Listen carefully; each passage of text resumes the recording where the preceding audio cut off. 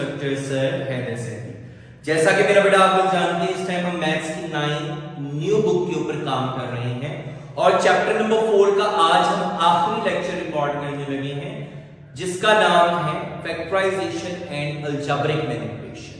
सो मेरा बेटा review exercise आज का हमारा टारगेट होगा रिव्यू। रिव्यू का मतलब ही है कि मेरा बेटा हमने पूरा चैप्टर जो पढ़ लिया है, अब हम उसको रिव्यू करने लगे, उसको रिकॉल करने लगे। सो मेरा बेटा जिन बच्चों ने चैप्टर नंबर 4 के आपको प्लेलिस्ट भी मिलेगी, इंडिविजुअल लेक्चर्स भी मिलेंगे, जिन बच्चों ने चैप्टर नंबर 4 को एक्सरसाइज वाइज अटेम्प्ट नहीं किया, उनके लिए मेरा बेटा इस लेक्चर को समझना थोड़ा सा डिफिकल्ट होगा, क्योंकि यहाँ पे सारी टेक्निक्स फैक्टराइजेशन की भी, उसके बाद एलसीएम एचसीएफ भी, स्क्वायर रूट भी, सारी चीजों की हम रिकॉलिंग करेंगे। ठीक है, सो मेरा बेटा स्टार्ट करते हैं रिव्यू एक्सरसाइज क्वेश्चन नंबर 1 आपके पास एमसीक्यूज का है मेरा बेटा, वो हमेशा की तरह आप लोग आसानी उनको अटेम्प्ट कर लेंगे, लेकिन फिर भी कहीं मसला हो तो मेरा बेटा कमेंट सेक्शन के अंदर मुझसे जरूर पूछिएगा। जो थ्योरेटिकल पार्ट है, अटेम्प्ट करने वाले क्वेश्चंस हैं, हम उसकी तरफ मूव करते हैं। सो क्वेश्चन नंबर 2 जहां पे उन्होंने हमसे डिमांड ये की है फैक्टराइज करो। ठीक है, अब मेरा बेटा देखो फैक्टराइज की सारी टेक्निक्स जो 4.12 में हमने सीखी, वो सारी टेक्निक्स हमारे दिमाग में होनी चाहिए ताकि हम क्वेश्चन की नोयत को देखें और उसके अकॉर्डिंगली जो भी फैक्टराइजेशन हो रही है हम उसके ऊपर अटेम्प्ट कर सकें। लेट्स सपोज आपके पास पहला पार्ट है 4x³ + 8x² 18x² - 12x। अब मेरा बेटा सबसे पहले हमें देखो फैक्टराइजेशन की पहली टेक्निक हमने क्या पढ़ी थी, टेकिंग द कॉमन। तो हमने देखा 2x कॉमन आ रहा है, बाकी बचा 2x² + 9x + 6, मतलब सबको 2x से डिवाइड कर। ठीक है, अब यहां पे आपके पास कोई फर्दर वर्क नहीं हो रहा, ना फार्मूला लग रहा है, ना मिड टर्म ब्रेक हो रही। ठीक है, सो हमें मजबूरन यही पे आंसर को क्लोज करना। सेकंड पार्ट में x³ + 64y। अब मेरा बेटा 64y³ को हम 4y³ लिख सकते हैं और x को x³ लिख सकते हैं। तो मेरा बेटा देखो दो क्यूब्स बीच में प्लस का साइन, फॉरी फार्मूला इंटीग्रेट होना चाहिए हमारे दिमाग में कि वो फार्मूला कौन सा था, a³ + b³ = a + b a² - ab + b²। तो मेरा बेटा a की जगह x है, b की जगह 4y, फार्मूले में वैल्यूज पुट की, हमारे पास x + 4y x² - 4xy + 16y²। These are two factors of the given algebraic expression। इसके बाद मेरे पास थर्ड पार्ट में हमें दिया x³ y³। अब इसको मेरे बेटा हम xy³ लिख सकते हैं, दोबारा क्यूब्स ओपन करोगे x³ y³ बन गया। 8 को 2 की क्यूब। अब यहां देखो फार्मूला कौन सा लग रहा है, a³ - b³ = a - b a² + ab + b²। अब यहां से अगर हम a की वैल्यू देखें तो वो क्या आ रही है xy, और b की वैल्यू देखें तो क्या आ रही है 2। अब बस फार्मूले में पुट करना है। तो फार्मूला आपके पास क्या था मेरा बेटा, a - b, इसका मतलब है a की जगह xy माइनस b की जगह क्या आ गया 2, a का square plus ab plus a की जगह xy, b की जगह 2 प्लस 2 का स्क्वायर xy - 2, स्क्वायर लेंगे x का भी स्क्वायर हो गया, y का भी स्क्वायर हो गया, प्लस 2xy प्लस 2 का स्क्वायर मेरा बेटा क्या हो गया 4। So these are the two factors. Part number 4 -x² - 23x - 60 minus common, सारी टर्म्स के साइन चेंज। अब हमें फर्स्ट एंड थर्ड टर्म की प्रोडक्ट देखो क्या आ रही है 60x²। 60 का एलसीएम या दो फैक्टर्स ऐसे जिनकी प्रोडक्ट 60 हो, प्लस माइनस करके 23, तो 20 × 3 60 की आ गया, मल्टीप्लाई करके 20 और 3 को ऐड करोगे 23 की बन गया। पहले दो टर्म्स में से कॉमन निकाला x + 20, अगली दो टर्म्स से कॉमन आया 3x + 20, ये दोनों सेम है, इसका मतलब है जो हमने मिड टर्म ब्रेक किए वो अप टू द मार्क। सो मेरा बेटा कॉमन आ गया x + 20 x + 3 minus as it is answer तक आता रहा। Part number 5 2x² + 7x + 3 simple mid term break, first and third term की प्रोडक्ट आपके पास 6 6 का एलसीएम दो फैक्टर 7 आए प्लस करके, तो 6 1 जा 6x + 1x कॉमन निकाला, x + 3 दोनों में आया, तो इसका मतलब x + 3 common into 2x + 1, these are the two factors. Part number 6 x4 + 64. अब मेरा बेटा देखो x4 को हम x² का स्क्वायर लिख सकते हैं, दोबारा x4 हो गया, 64 को 8 का square, that is the first step. अब मेरा बेटा यहां पे ऐसा काम हमने 4.2 एक्सरसाइज में सीखा था कि अगर आपके पास दो स्क्वायर्स हो, ना +2ab हो ना -2ab हो, तो हम +2ab भी कर देते हैं, -2ab भी कर देते हैं, ताकि फार्मूला क्लोज हो। तो मेरा बेटा कंप्लीटिंग स्क्वायर वाला, ठीक, तो यहां पे देखो a² + b² + 2ab के साथ हमने फार्मूला बना दिया x² + 8 का होल स्क्वायर, और ये 2 × 8 16x², 16x² को हम 4x का होल स्क्वायर लिख सकते हैं। तो मेरे बेटा देखो दो स्क्वायर्स बीच में माइनस का साइन, फार्मूला याद आया, a² - b² एक दफा a + b एक दफा a - b, what is the value of a, x² + 8 plus b की वैल्यू 4x, फिर अगेन a की जगह x² + 8 माइनस b की जगह 4x, इनको अरेंज करके लिख दिया x² + 4x + 8 x² - 4x + 8, these are the two factors। अब इसी से रिजेंबल करता हुआ आपके पास कंप्लीटिंग स्क्वायर की मदद से फैक्टराइजेशन करने का पार्ट नंबर 7, x4 + 2x² + 9, इसको मेरा बेटा हम क्या लिख सकते हैं, x² का स्क्वायर प्लस 2x² फिलहाल हमने एज इट इज लिख दिया, ठीक है, क्योंकि +2x² किसी का स्क्वायर नहीं, और 9 3 का स्क्वायर। अब यहां पे भी मेरे बेटा देखो दो स्क्वायर्स हैं, +2ab कर दो और -2ab, x²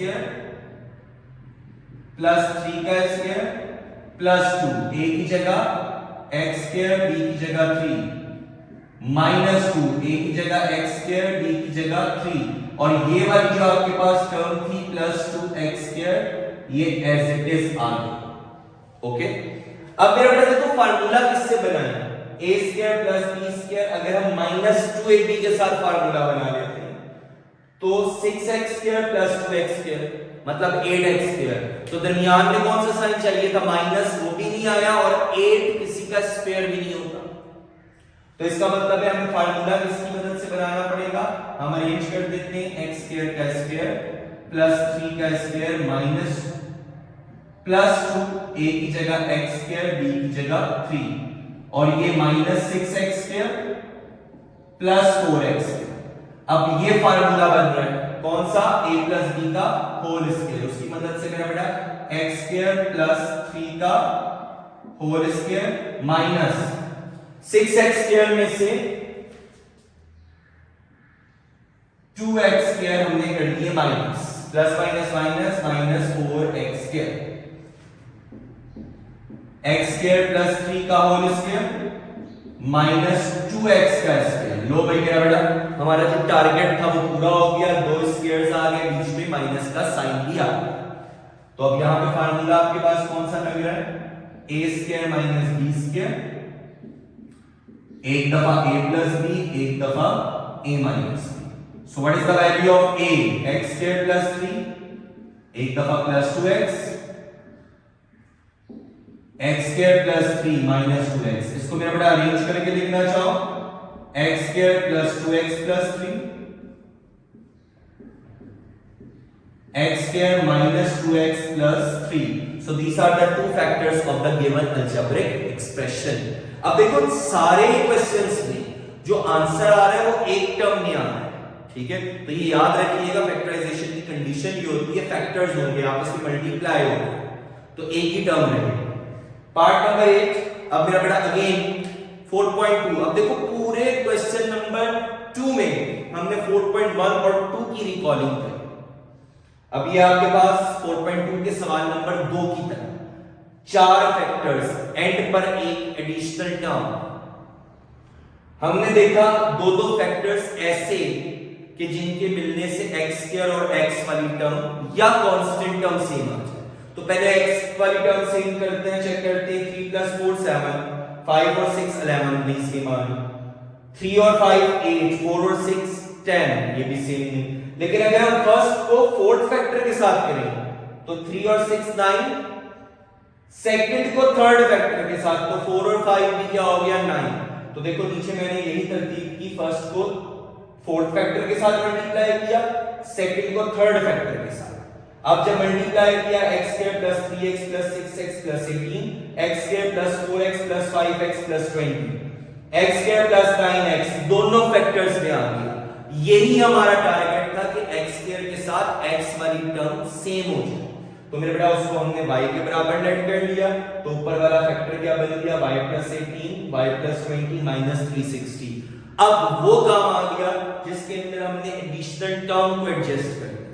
सो मेरा बेटा इसको मल्टीप्लाई करो, y into y square plus 18y plus 20y, 18 into 20 360। अब मेरा बेटा यहां देखो प्लस 360 माइनस 360, लो जी 360 मतलब कांस्टेंट टर्म की तो कहानी हो ही गई। y square plus 38y। अब मेरा बेटा देखो इन दोनों में अब हमने फार्मूला लगाना है, फैक्टराइजेशन करनी है, तो सिंपल देखो y कॉमन आ रहा है। सो y जब हमारे पास कॉमन आया, पीछे क्या बचा y प्लस 38। अब पुट कर दो, y किसके बराबर था x स्क्वायर प्लस 9x। ठीक है, हमने इक्वेशन नंबर 1 में y की वैल्यू एक्सपेक्ट की।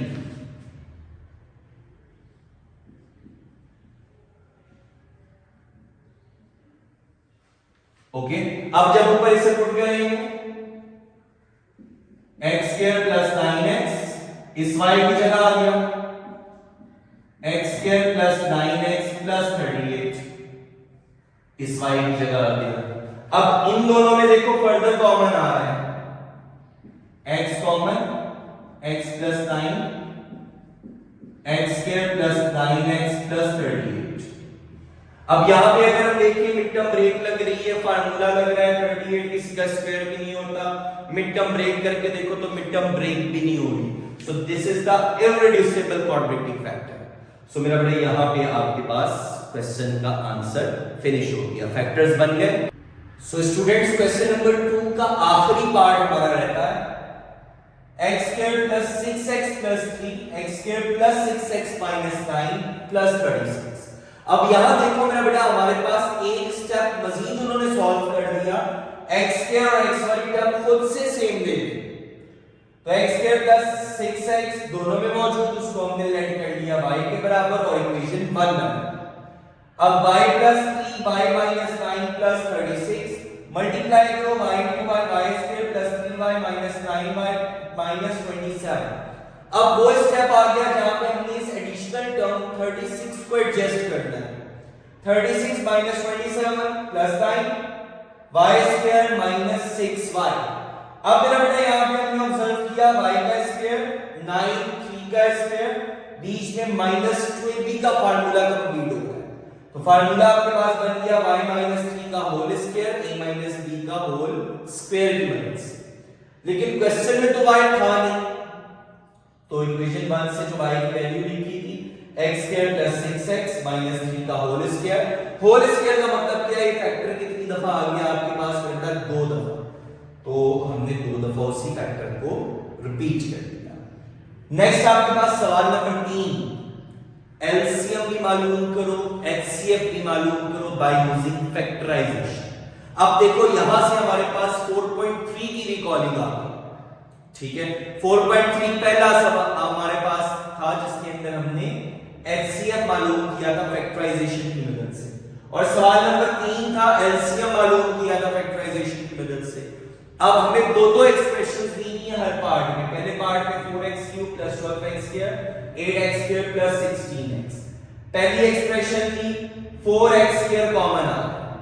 अब मेरा बेटा 4 को अगर आप एलसीएम लें तो 2 टाइम आ गया, तो 2 का स्क्वायर x² और x + 3x। इन दोनों टर्म्स में मेरा बेटा देखो जो अगली एक्सप्रेशन दी है 8x कॉमन आ गया। 8 का एलसीएम लो तो 2 कितनी दफा आएगा, 3 दफा, 2 की पावर 3 x और कॉमन लेने के बाद x + 2 बचा। Now what is the HCF, the common factors. Common factors में मेरा बेटा मैंने आपको क्या कहा था, हम मिनिमम पावर देखते हैं। तो यहाँ 2 टाइम, यहाँ 3 टाइम, तो मिनिमम कितनी दफा मौजूद है? 2 टाइम 2 की पावर। x यहाँ 2 टाइम, यहाँ 1 टाइम, मिनिमम कितनी दफा मौजूद है? 1 दफा। यहाँ x plus 3, x plus 2, they are not common. So LCM is 4x. Now what is the LCM? Common multiplied by non-common. तो common already निकाल चुके। अब non-common क्या है? यहाँ पे 3 दफा 2, तो 1 दफा 2 हमारे पास है। यहाँ x 2 दफा था, 1 दफा कॉमन आ गया, 1 बच गया, और ये दो factors 2 square 4, 4 into 2 8, x into x, x square, x plus 3, x plus 2. This is the answer of LCM. Now the second part is x square plus 3x minus 4x, x square minus 4x plus 3. अच्छा यहाँ पे मेरा बेटा थोड़ी सी correction कर लीजिएगा again. यहाँ second expression के अंदर जो आपको एक्सप्रेशन लिखी हुई नजर आ रही है, ये आपसे जरा करेक्शन डिमांड कर रही है, ठीक है? तो ये करेक्शन करोगे तो आपको बुक के एंड वाला आंसर मिल जाएगा, ठीक है? तो करेक्शन करनी है x square minus 4x plus 3। अब इसके अकॉर्डिंगली जब हमने क्वेश्चन को सॉल्व करना शुरू किया, x common, x square plus 3x minus 4। अब मेरा बेटा देखो सिंपल मिड टर्म ब्रेक हो रही है, फर्स्ट एंड थर्ड टर्म की प्रोडक्ट 4 प्लस करके या माइनस करके हमें 3x मिलना चाहिए, तो मेरा बेटा प्लस 4x माइनस 1x, ठीक है? प्लस 3x भी मिल गया, 4 1 जार 4 भी हो गया। कॉमन निकाला दो टर्म्स में से, x प्लस 4 दोनों का सबस्ट्रेट बचा, तो इसका मतलब है हमारा काम ठीक जा रहा है, हमें फैक्टर्स मिल गए x plus 4, x minus 1। Now the second expression is x square minus 4x plus 3 after correction. Midterm break की फर्स्ट एंड थर्ड टर्म की प्रोडक्ट 3 प्लस माइनस करके माइनस 4, तो माइनस 3 इंटू माइनस 1, हमें आपके पास 3 इंटू 1 मतलब आपके पास 3 भी मिल गया, और माइनस 3 माइनस 1 दोबारा माइनस 4 भी मिल गया। तो मेरा कॉमन निकाला पहली दो टर्म से x माइनस 3, x कॉमन निकालने के बाद माइनस 1 कॉमन निकाल के x माइनस 3 दोनों टर्म्स में आ रहा है, जो हमारा काम ठीक है इसकी निशानी है, x minus 3 into x minus 1। Now the common factor LCM x minus 1 उसमें भी कॉमन आ गया। LCM x माइनस 1 कॉमन था, बाकी यहाँ x बचा, यहाँ x प्लस 4 और यहाँ x माइनस 3, तो उनको हमने मेंशन कर दिया नॉन कॉमन, मल्टीप्लाई कर दिया सबको, that is the answer of LCM। Part number 3, x square plus 8x plus 16। हमने देखा फार्मूला लग रहा था a स्क्वायर 4 का स्क्वायर 16 प्लस 2ab मतलब x प्लस 4 का होल स्क्वायर। अब आपने देखो हमने फैक्टराइजेशन करनी है, mid term break, formula, common, हर तरीके से रेपिटेशन हो रही है, रिव्यू है, रिकॉलिंग हो रही है। x स्क्वायर माइनस 16, x का स्क्वायर माइनस 16, 4 का स्क्वायर, एक दफा x प्लस 4, एक दफा x माइनस 4। अब मेरा बेटा देखो कॉमन, यहाँ x प्लस 4 दो दफा, यहाँ एक दफा, तो कॉमन कितनी दफा आया? एक दफा, that is the answer of LCM। Now LCM x plus 4 एक दफा कॉमन ले चुके, एक बचा और x माइनस 4, तो मेरा बेटा वैसे भी हमें पता होना चाहिए LCM में फैक्टर की मैक्सिमम पावर शो होती है, तो देखो x प्लस 4 की मैक्सिमम पावर कितनी थी? 2, LCM में आ गई और x माइनस 4 आ गया। Now the last part is, इसको मैं आपके सामने मेरे बेटा सॉल्व करने लगा हूं, सो देखिए x cube minus 9x common क्या है हमारे पास? देखो x common, x square minus x, इसको हम क्या लिख सकते हैं? x का स्क्वायर माइनस 3 का स्क्वायर, x एक दफा x प्लस 3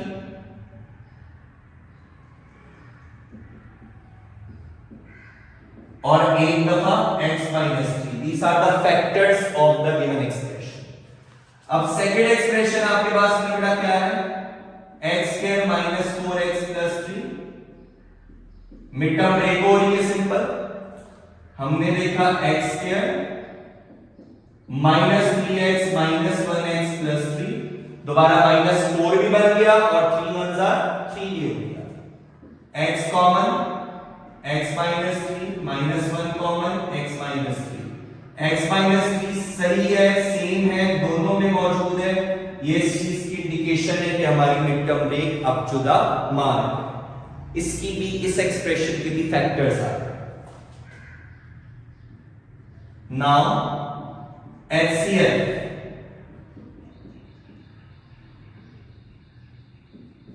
कॉमन फैक्टर्स। अब मेरा बेटा देखो कॉमन फैक्टर्स आपके पास क्या है, x माइनस 3 दोनों में, एंड एलसीएम मेरा बेटा आपके पास क्या है, common factors multiply by non common factors. So मेरा बेटा कॉमन फैक्टर्स तो x माइनस 3 था। अब नॉन कॉमन में आओ, सबसे पहले आपको x मिला, x माइनस 3 कॉमन आ चुका, x प्लस 3 बना, और नीचे आपके पास मेरा बेटा क्या है, x माइनस 1। ठीक है, तो जो हमारे पास कॉमन था x माइनस 3 वो निकाल लिया, x into x plus 3, non common और यहां x माइनस x माइनस 3 और x प्लस 3 इनको जरा करीब लिख लो। अब मेरा बेटा देखो फाइनली आंसर आपके पास आ गया एलसीएम का। इस पे फार्मूला लगा सकते हो, x square minus 9 into x minus 1, a square minus b square, a का स्क्वायर मतलब x का स्क्वायर जो कि x स्क्वायर बना, 3 square 9। So this is the answer of LCM. So मेरा बेटा हमें एचसीएफ का आंसर भी मिल गया और एलसीएम का भी आंसर हमने मालूम कर लिया। सो मेरा बेटा इसके साथ ही हमारा सवाल नंबर 3 भी फिनिश हो गया, जिसमें हमसे डिमांड ये की थी फैक्टराइजेशन की मदद से एलसीएम भी निकालो, एचसीएफ भी निकालो। तो मेरा बेटा हमें कॉन्सेप्ट अगर आता है जिसके अंदर हमने ऑलरेडी ये कॉन्सेप्ट 4.3 में सीख लिया था कि एलसीएम और एचसीएफ क्या होता है, तो उसकी मदद से मेरा बेटा हमने फैक्टराइजेशन करते हुए एचसीएफ भी मालूम किया और एलसीएम भी मालूम किया। जी स्टूडेंट्स, रिव्यू एक्सरसाइज के आखिरी 2 सवाल हमारे पास रहते हैं। सवाल नंबर 4 में उन्होंने हमसे डिमांड की एक एक्सप्रेशन देकर कि इसका स्क्वायर रूट मालूम करो by using division method and by using factorisation method, मतलब दोनों तरीकों से। ठीक है, now it's the recalling of the last exercise 4.4, जहां पे हमने सीखा था कि किस तरीके से हम अलजेब्रिक एक्सप्रेशंस का स्क्वायर रूट लेते और रियल वर्ल्ड में मतलब आम जिंदगी के अंदर हम फैक्टराइजेशन को कैसे इस्तेमाल कर सकते हैं। तो मेरा बेटा 2 सवाल रह गए, उसको कंप्लीट करते हैं। So move towards the question number 4। Square root मालूम करो डिवीजन मेथड से भी और फैक्टराइजेशन से। तो मेरा बेटा पहले डिवीजन मेथड से करते हैं। हमने देखा कि हमारी एक्सप्रेशन डिसेंडिंग ऑर्डर में अरेंज है। First term must be the squared value. किसका स्क्वायर आ रहा है, 4x स्क्वायर का। जो यहां लिखा वो मेरा बेटा हमने यहां साइड पर भी मस्ट लिखा। 4x स्क्वायर को 4x स्क्वायर से मल्टीप्लाई किया, हमारे पास आ गया 16x4। साइन था पॉजिटिव, क्योंकि सब्ट्रैक्ट करना है इसलिए हमें साइन को क्या करना पड़ा, चेंज। तो मेरा बेटा देखो इसकी कहानी तो खत्म हो गई। अब बचा 8x square plus 1। Last time ऊपर क्या लिखा है, 4x स्क्वायर। 4x स्क्वायर को 4x स्क्वायर के नीचे लिखकर लाइट टर्म के नीचे लिखकर ऐड कर, तो मेरा बेटा ये क्या बन गया, 8x स्क्वायर। अब फर्स्ट टर्म को फर्स्ट टर्म से मतलब 8x square divide by 8x square, answer आपके पास क्या आया, +1।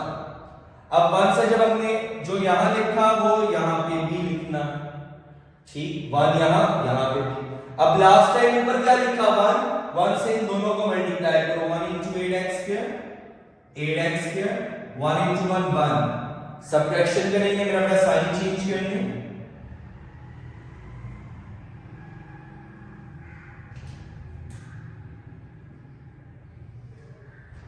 ये भी कैंसिल, ये भी कैंसिल।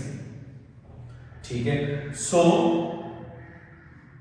स्क्वायर रूट आपके पास क्या आया, +- 4x square plus 1, ठीक है। So that is the square root of the given expression.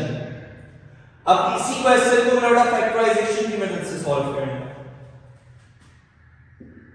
इसको हम 4x स्क्वायर का स्क्वायर लिख सकते हैं प्लस 2, a की जगह 4x स्क्वायर, b की जगह 1 और 1 का स्क्वायर, ठीक है। चेक कर लो दोबारा ऊपर वाली टर्म्स बन रही है, बिल्कुल बन रही है। तो फार्मूला कौन सा लग रहा है? a प्लस b का whole square, a square plus 2ab plus b का स्क्वायर। a की वैल्यू है 4x स्क्वायर, b की वैल्यू है 1। अब मेरा बेटा क्या करना था, हमने a की स्क्वायर रूट। अब जब स्क्वायर रूट लेंगे 4x स्क्वायर प्लस 1 का स्क्वायर, स्क्वायर से square root cancel, 4x square plus 1। तो मेरा बेटा देखो हमने दोनों मेथड से सॉल्व किया और डेफिनेटली आंसर पे फर्क नहीं आना चाहिए था और ना ही आंसर पे फर्क आया। Now the last question of the review exercise, question number 5, real world problem of the factorization ceramics. उन्होंने cost of loan का फंक्शन दिया है कि एक खातून हैं जिन्होंने लोन लिया था, अब वो उसकी कॉस्ट निकालना चाह रही है, मतलब वो कितने टाइम में अपनी टोटल पेमेंट को पे कर देंगे, ठीक है। तो फंक्शन है आपके पास ये, x रिप्रेजेंट कर रहा है नंबर ऑफ इयर्स, हमसे पूछा है रीपेमेंट पीरियड बताओ, ठीक है। ऑप्टिमल, अब यहां पे एक वर्ड यूज किया ऑप्टिमल का। ऑप्टिमल आपके पास होता है जहां पे मैक्सिमम आपके पास मतलब आपने टोटल पेमेंट खत्म करनी होती है कि जीरो बच, अब आपके पास कोई पेमेंट ना आ रही है, ठीक है, तो कॉस्ट आपका लोन पूरा हो जाए, उतर जाए। तो फिर मेरा बेटा उसके लिए हम गिवन फंक्शन को यूज करते हैं, that is x square minus 8x plus 15। Simple, कुछ नहीं करना, फैक्टराइजेशन यूज करनी है, मिड टर्म ब्रेक हो रही है। x square minus 3x minus 5x plus 15, ठीक है। 3 5 दोबारा 15 भी हो गया, फर्स्ट एंड थर्ड टर्म की प्रोडक्ट, और -3 -5 दोबारा -8x भी बन गया। कॉमन निकाला मेरा बेटा x minus 3 -5x -3, चूंकि माइनस कॉमन है, x -3 दोनों फैक्टर्स में आया, दोनों टर्म्स में आया, जो कि इस चीज की निशान नहीं है कि हमारा काम ठीक है। x -3 कॉमन और x -5। सो मेरा बेटा अब नंबर ऑफ इयर्स निकालने के लिए जो दो फैक्टर्स आए दोनों को बारी बारी 0 के बराबर करो। तो x -3 को 0 के बराबर मतलब x की वैल्यू निकालो, तो x -3 को 0 के बराबर करेंगे, x की वैल्यू क्या आ गई 3, x -5 को 0 के बराबर करेंगे तो x की वैल्यू क्या आ गई 5। सो ऑप्टिमल